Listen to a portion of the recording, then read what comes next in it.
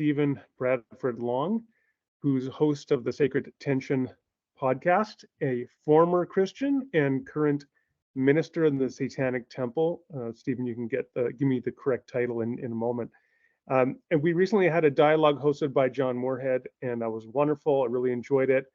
Stephen is now my favorite Satanist, although admittedly I have got a short list of people I know from this perspective, namely one. But he's great, and that's why I wanted to have a conversation with him. You can visit him online at stephenbradfordlong.com. Stephen, let's begin by you introducing yourself, giving us a quick synopsis of your journey, how you became a Satanist, and then what that means. Perfect. Thank you so much. And it's such a pleasure to join you. I appreciate your hospitality. So, I am a minister of Satan in the Satanic Temple. That does not make me a spokesperson for the Satanic Temple. I have to clarify. So, in this conversation, I'm only speaking for myself and perspectives and experiences and not for other members of the Satanic Temple. And I started out Christian. I was raised in a charismatic Presbyterian household, which is a strange combination. I was raised very devout. I was a missionary and youth with a mission. And over time, my faith slowly stopped making sense to me. But I uh, deeply valued the role of religion in my life. And through that process of losing faith, but valuing religion and still finding it important to me, the structures, the rituals, the community, all of that stuff that provided a scaffold for my life. Uh, I found all of that in the Satanic Temple when I left the Christian faith in 2017, and I've been with the temple ever since. And I have been a religious writer and blogger for over a decade. I've mostly written about LGBT issues, but in recent years, I've written about non-theistic religion and and Satanism in particular, and all kinds of stuff. So, uh, from the very get-go, there are some clarifications to make about my Satanism. The first is that I am non-theistic, and the Satanic Temple is non-theistic. So I don't believe any god or gods, Satan or the supernatural. Instead, it is a symbolic religion. Satan is a symbol that helps us orient our lives towards our deeply held values. Second, it is rooted in the literary Satan, first found in Paradise Lost. And then there's a long literary tradition of envisioning Satan as the ultimate outsider, as a revolutionary, as the one who stands up against arbitrary authority. So much less inspiration found in the biblical Satan or in the Christian Satan. Third, it is important to note that Satan and the Satanic Temple is not the ultimate symbol of evil. He is not the ultimate evil. In fact, he is a fictional figure who is a hero and champion of the outsider. And fourth, the Satanic Temple and the Church of Satan are two different organizations. So the Church of Satan was founded in 1960s by Anton LaVey. It was also non-theistic. The Satanic Temple was founded in, I believe, 2013. They have very different principles apart from kind of the shared non-theistic view of Satan. And so, yeah, those are some necessary clarifications to get out of the way up front, because people always have questions immediately. Yeah, I'm just thinking, I took a course on John Milton in university, so I was thinking what his thoughts would be about the Satanic Temple It would being be he inspired. would be horror he would be Yeah. horrified. He would be absolutely horrified, and he's probably spinning in his grave for sure. Well, it's I don't know, 500-page poem, Paradise Lost, but it's true that the most memorable character in the whole poem is Satan. That's right. So, um, I after we talked with John, I was thinking I should have actually taken the time to pull the quote up, but there's this quote from G.K. Chesterton from his book Orthodoxy, where he says he went out to found a heresy of his own, and when At the end of all his journeyings, he discovered it was orthodoxy. And Yes. one thing I love about that quote is it says, you know what, the most sort of the biggest rebel of all is Christianity, the God revealed in Jesus Christ, for example, who doesn't exercise power and control over others, but submits and realizes the power in submission when you have power, right? In the pacifistic stance, for example. And time and again, when we see people like in the civil rights movement, for example, that have taken Jesus seriously in his pacifistic stance and so on, that this can change the world. And it's a pretty radical vision that the most heterodox or heretical view is orthodoxy. So straight out of the gate, I'm going to say, why not go to Jesus as the symbolic representative rather than the literary character of Satan to achieve the things you want to achieve? Yeah, I think a lot of it has to do with the creedal claims that are confessed within Christianity, because the answer is I wanted to. You know, there was this season when I was very interested in pursuing a non-theistic Christianity, because I could no longer believe in the Trinity and the miraculous claims and so on and so forth. You know, all of those really central claims that have been central through Christian history and are still today. That doesn't mean that people who don't believe them aren't Christian. Of course, there are Christians who don't literally believe the creeds and all that. You know, there's a broad variety of Christians. So there was a period when I wanted to, because I still see Christ as a beautiful symbol. But I had spent my entire life fighting for my inclusion in the church as a gay person. And that was the big fight of my 20s. And I did a lot of work and a lot of activism and a lot of writing and a lot of organizing and all of that stuff. And by the time I lost my faith and I was looking to explore a place within Christianity where I didn't have to affirm the creeds, where I couldn't say, I believe this is true. I can't even trust that these are true. I have no faith. But you're absolutely right that Christ is this ultimate outsider figure as well. Um, I wanted to have a place within Christianity where I could do that, and I just couldn't find it in my particular communities, even in progressive communities, you know, and by that time, I was so tired of fighting that I just decided that fight was over. I had decided that I had had enough fighting, and I wanted to go to a place where I didn't have to fight to carve out what I thought was true. I think it is true that homosexuality is morally acceptable, and I thought that it was true, and I think that it is true that there is no God, in a supernatural deity with consciousness, with will, with volition, who interacts in our world. Um, I wanted a religious community where I didn't have to fight for that. I it, but where that was an intrinsic part of the religious community, and I found that within TST, and I just took to it immediately, and I've been there ever since. So the answer is really quite personal. I don't think that, you know, I will never say that my life journey is purely rational. I'm not a Vulcan. Um, it came out of I left Christianity, I think, because I stopped believing, and then because I stopped believing, I left it because of fatigue, because I just was not willing to fight anymore in a place that felt inhospitable to me. When I take a look at what the Satanic Temple seems to stand for, including the sort of naturalistic stance, the embrace of science and reason and things like that, autonomy, maybe a libertarian spirit in there.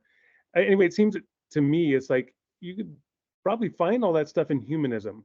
So, Mhm. um, could you see yourself just identifying with humanism, or is there room for a sort of inter-religious dialogue between humanism and Satanic Temple, or what are the key differences? Yeah, so I mean, the key differences I think is that humanism, uh, I am, I would say that most of my values are could be described as humanist, but the problem is that humanism doesn't have a central guiding myth and narrative and and symbolic structure around which people can lead their lives, and that's important. We're human beings, we're storytelling creatures, and that having a symbolic structure and a canon of stories and myths and parables and symbols and icons around which we can perform rituals and bond and have that cathartic experience and all of that stuff. That's We're human. That's important. Um, Humanism does not have that. And so that's why I always found humanism lacking, even though I agree generally with humanism. But what was lacking was just that human needing a story, needing a myth. And I won't say that that's true of everyone. I don't think that's true of Richard Dawkins. Dawkins probably came out of the womb that way. So I won't say that everyone needs what I need, but I do think that in order for I am happiest when I have a narrative structure that provides myth and community and symbol. Well, I actually do think that someone like Dawkins does deeply resonate with those categories. But when I read like his book, I think it's The Magic of Reality. I mean, he talks Mm, about nature in a very transcendent and sacramental way, and the inquiry into nature and understanding our place in the processes of the evolution, the development of life, and so on. So someone like Dawkins or Carl Sagan, I think, was another great example. They often are much more quote unquote religious and involved, even though they wouldn't characterize it as myth making or building this narratival structure in which they inhabit reality. I do think that does describe them. How about then we segue to talk about these 7 fundamental tenets of the Satanic Temple? Is that fair? absolutely. Let's do it. Okay. Uh, so at this point, we can kind of think of this as an interreligious dialogue, or as it would be described sometimes within a Christian tradition, an ecumenical dialogue, or intra-religious in that case, where you're trying to see where can we have shared common belief and practice. So if I look to the first, and it's going to be, so here's the spoiler alert, that I think we're going to find a surprising amount of congruity and agreement between these 7 tenets. But I also want to press maybe on some points where there's disagreement, and also maybe get into the epistemological question of why accept these, like where do they come from. So we'll get there, but let's start off with the first one. So the first tenet: one should strive to act with compassion and empathy toward all creatures in accordance with reason.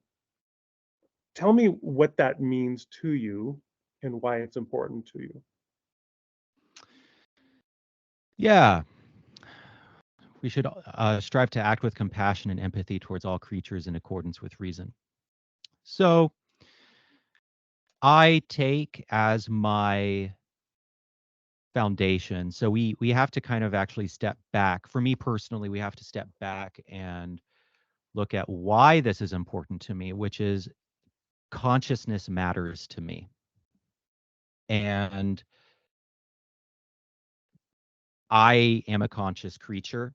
I am capable of experiencing suffering and experiencing fulfillment and joy.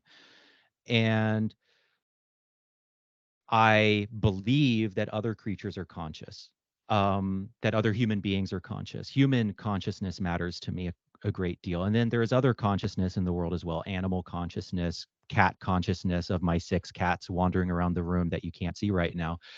Um, and consciousness matters, and it matters to me that I enhance the flourishing of conscious creatures and reduce suffering. Now, I know that I'm running afoul of an is-ought distinction there, which is the fact that conscious creatures are capable of suffering does not tell us that we innately should reduce that suffering, right? That is a leap. And I know it's a leap, and I accept that it's a leap. Um, why does it matter to me? All I can say is that at a fundamental level, it matters to me that I don't suffer, and also that other conscious creatures don't suffer. And therefore, compassion, the act of wanting to alleviate the suffering of other conscious creatures, that matters to me. And I have decided to orient my life around that goal. So now within reason, um, I just take that to mean that there are in given situations reasonable limitations, and we can actually get to how each of the tenets limits the other tenets. Um, and I need to think a bit more about the within reason and what like exact case studies that would play out in of within reason. But I just take it to mean that we have to think through how we care for other conscious creatures rationally, I guess, is how I would put that. Okay. So for you, it doesn't maybe entail something like veganism, but it could for someone who is a Satanist, for Yes. example. Oh, and that this is actually a really important point. The tenets are not prescriptive. They are starting points for dialogue within the temple. And so, at least in my opinion, they are. And so there are roiling debates constantly within the temple over what the tenets mean. And so there are people who will take it hard in a vegan direction. There are other people who will take it in other directions. And part of the beauty of it is the kind of the point is the dialogue.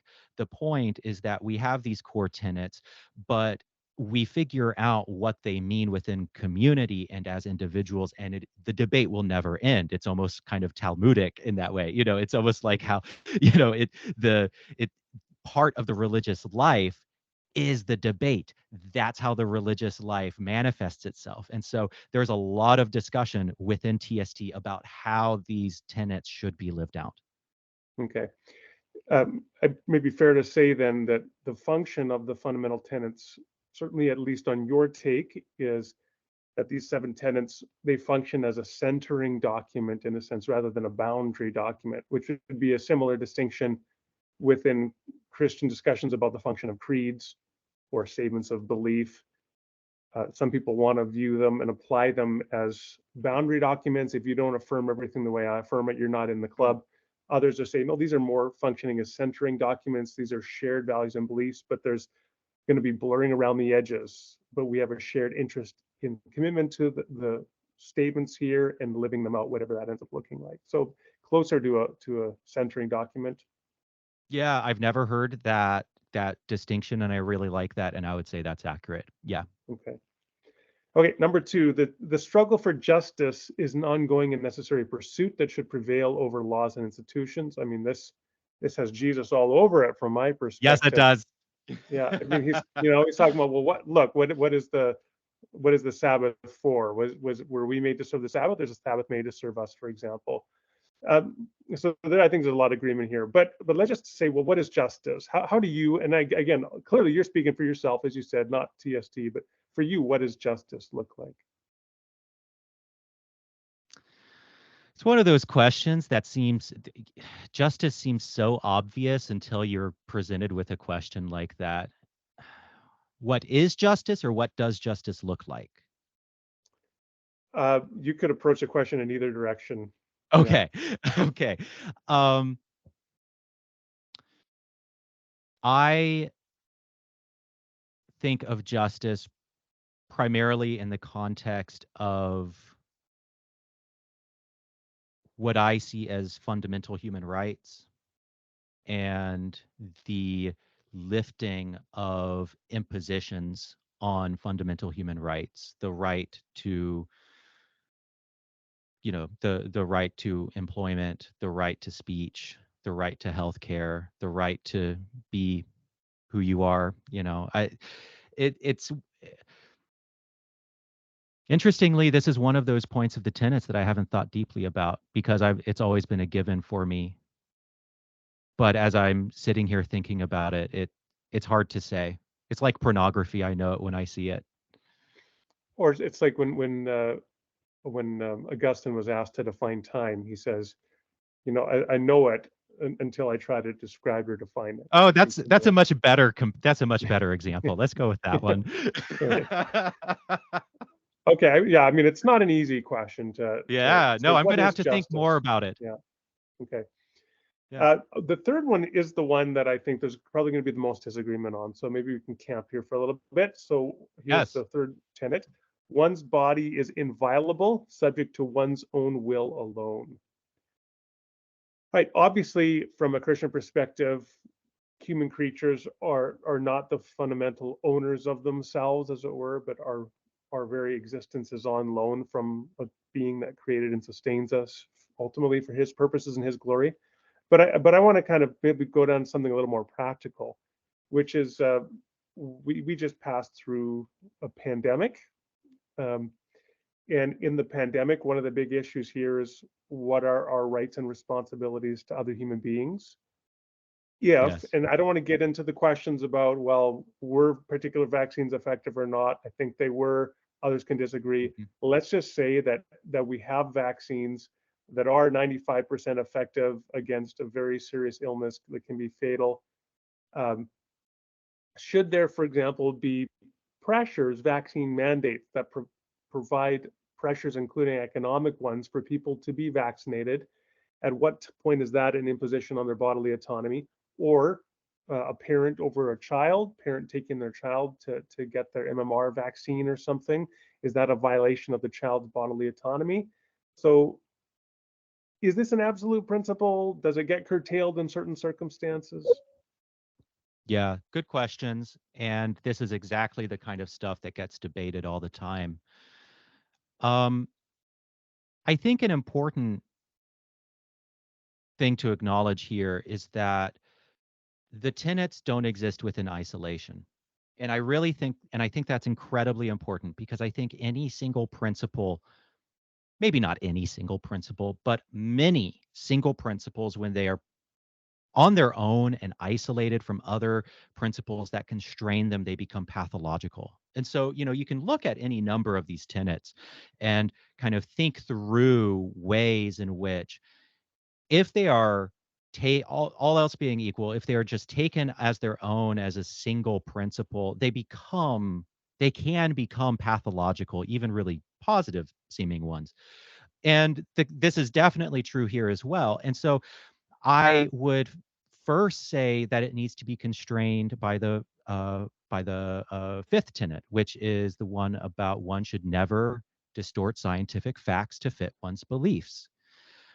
Well, if the science on vaccines is established, then that constrains bodily autonomy. That constrains what a Satanist can do with bodily autonomy, right? And so, um, same with compassion. One should strive to act with compassion and empathy towards all creatures in accordance with reason. Well, that constrains, therefore, what we do with our own bodies because we are ourselves conscious creatures and is something compassionate that we might do to ourselves. And so I think a lot of the stressors and I think a lot of the concerns that we might have might not completely diminish, but at least things become easier to navigate when we take all the seven tenets as a unit rather than isolated things. So, um, my personal approach is vaccine denial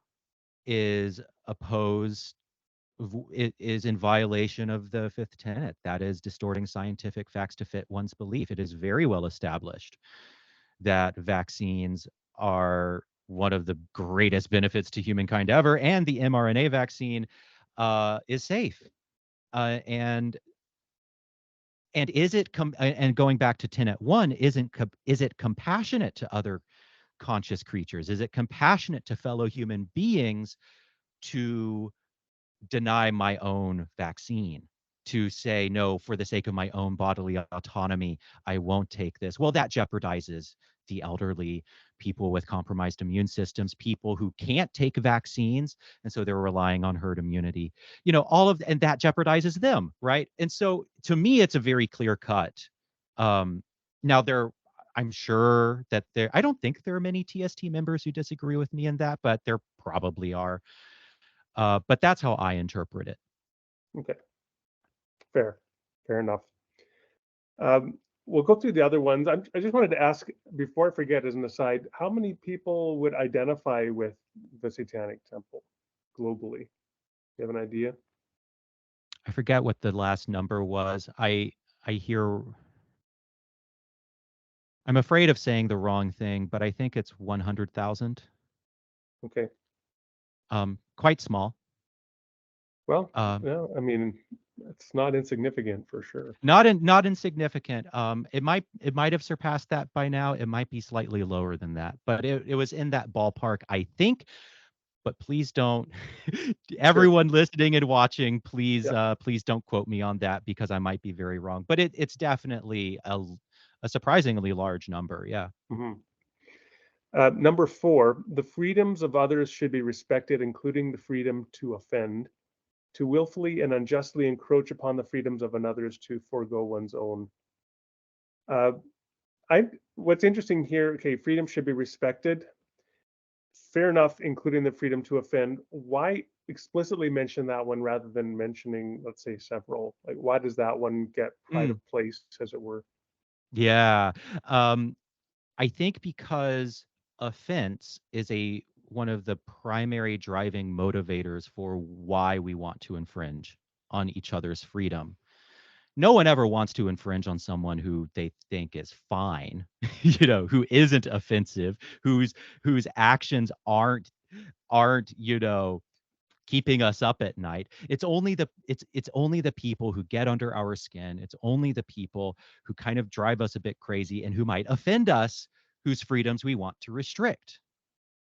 Mm. And so that's why people want to, I mean, I'm sure I can imagine other reasons why someone would want to restrict people's freedoms, dogmatic belief, uh, that might not be rooted in offense, but offense is a big part of it. People restrict the freedoms of LGBTQ people in part because they find it deeply offensive. There's a disgust element there that it triggers for them. So I think offense gets special mention because offense is so often one of the big motivators for speech, for infringing on others' actions or speech or fundamental rights. Martha Nussbaum has a really great book called From Disgust to Humanity about how so much racism and homophobia and legislation against racism and homophobia was based on kind of this visceral disgust. And Mhm. disgust and offense are just so like these deep fundamental emotions that feel so righteous. Well, we have to second guess those feelings sometimes. Yes. Um, I mean, some disgust, like the disgust of a child predator raping a child, or the disgust of one human being eating another one because they like the taste of the meat, is well placed. But we have to be very careful. Other disgusts are non moral in nature, or That's right. maybe against morality for sure. That's right. Um, okay, tenet 5: belief should conform to one's best scientific understanding of the world. One should take care never to distort scientific facts that fit one's belief. You referenced this already. And we mentioned this, I think, briefly in our first conversation. I wanted to just come back to that where I had said, I mean, I don't have any problem with that, but I would just say, why not embed that to, rather than just scientific understanding, our best understanding, and rather than just scientific facts, just say facts. because Hmm. there are so many ways that our biases can distort the truth that is available to us, or the things that we should be believing based upon the evidence. It's not limited to science. I admit science is important, but why not expand Principle 5, Tenet 5, and have it broader than just scientific understanding? Yeah, no, I agree with that. I have no argument with that. I think that science is necessary, but it isn't. There are other truths. There are truths that apart from scientific truths. Absolutely. And so I agree with you there. What we also touched on last time, maybe is worth noting here, is you noted that TST began contextually as a North American movement. And so part, I think, of it's often been said, like, you can tell what the Apostle Paul, the problems were in the churches he was writing to based upon the things he talks about. And so you can kind of see perhaps some of the things that the tenets address here are a Mm, reflection of the context in which they were formed, where there is a lot of absolutely. distortion, like young earth creationism, right? Or denial of climate change, human induced climate change, or vaccine denial, et cetera. Okay. Yes, I'll 100%. And I can imagine that if it started in another country, if it would probably position their tenets differently. Yeah, Okay. Well, we got two more, and we got about 7, 8 minutes left, so I think we're making decent time. Uh, let's do it. Tenet 6: people are fallible. If one makes a mistake, one should do one's best to rectify it and resolve any harm that might have been caused. I don't know. I don't have much problem there. It seems to me pretty thoroughly undeniable that human beings are fallible. Um, Yes. Anything you want to say about that one in particular? Just that this is the one that I come back to regularly. I have these tenets front of mind day after day after day. I meditate on them every day, and this is the one that I find myself needing to return to the most because I am deeply flawed and I often have to apologize. So this is and this tenet motivates me to do that. So it's helpful to have a set of moral starting points that encourage me to follow through with that. Yeah. The fact that you said you meditate on them every day, and that it kind of is a launching point for me to ask a big question prior to the discussing the seventh tenet, and that Yes. is the question of authority. So we could also get into here the question of epistemology, of knowledge, and so on. So if you ask a Christian, well, why do you believe X, Y, and Z? Well, they say, well, I believe God revealed in the Bible, or something like that. If you ask somebody else, like a humanist, they might have a different explanation for why they endorse the Humanist Manifesto. What would your response be for why you grant these seven tenets that kind of authority in your life to be centering points of daily meditation, rather than some other statement like the Humanist Manifesto or the Tao Te Ching or something else? Hmm. I think it's because it was the best crystallization of the values that I was already trying to live. And so it was kind of this external representation of the things that I already believed at that point. But also, it made it livable in the context of community. And I think that's really important. Because I am accountable to the community. As a minister, I am accountable to the community. And so it made so the tenets, seven of them, they're very simple. That's nice. Um, and they it's a starting point for discussion and attempting to live a good life. But yeah, two things. They were a confirmation of what I already believed, and second, uh, the communal aspect of it makes me accountable to them, and I think that's helpful. Okay. Tenet 7. Every tenet is a guiding principle designed to inspire nobility in action and thought. The spirit of compassion, wisdom, and justice should always prevail over the written or spoken word. I have a couple of questions about this. First one, is it fair to say that this is kind of leaning toward a situation ethic over against a deontological ethic? Or do you think that this tenet just underdetermines, doesn't really address that sort of question of normative ethical framework? Could you define those terms for me? You used a word, deontological. Okay, so a deontological refers to a deon obligation. So the idea that ethics is founded on rule following, following of moral obligations, classically identified with Immanuel Kant and his categorical imperative. You always ought to act so as that your action could be willed a universal law. And Kant's approach to ethics is standardly equated with identifying what the right principles are and then following the principles. So if you're in a library and it says do not reshelve books, and you take a book off the shelf, you cannot put it back. You have to technically go put it in the library cart and let the librarian put it back, because that's what the rule says. But what you're saying, or what the principle tenet 7 says here, is now heed the spirit of compassion, wisdom, and justice. So it's a much more contextualized approach to ethical reflection, like a situation approach. It says you have to look at the specific situation to discern what the right thing is, and whether you have to go to the library card or whether you can just put the book back on the shelf yourself. Yes, absolutely. And also there's a really good story that illustrates this. So when early in TST history, which was a decade ago, at the beginning, when I don't know if it was at the beginning, I think this was 2015 or something, when Malcolm and Lucian and other people at headquarters in Salem were making the Baphomet statue, which is the really famous Baphomet with children statue Mhm. that everyone who has ever seen any news story about TST is familiar with. There, they were presented with the option of putting the 7 tenets on the back of the statue, on the back of the chair that Baphomet is sitting in, and they decided against it because that is exactly the opposite of what they would want to do. They don't want to set this in stone.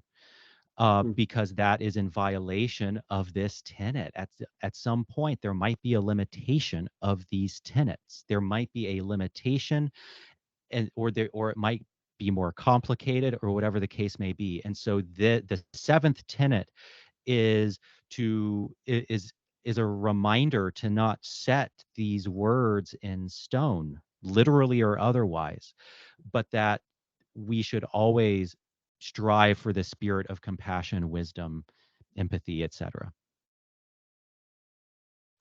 Okay, we're pretty much out of time, but I wanted to ask one question that seems to me big. Uh, Okay. there's a, again, like I Biggest said, there's a biggest lot. for last.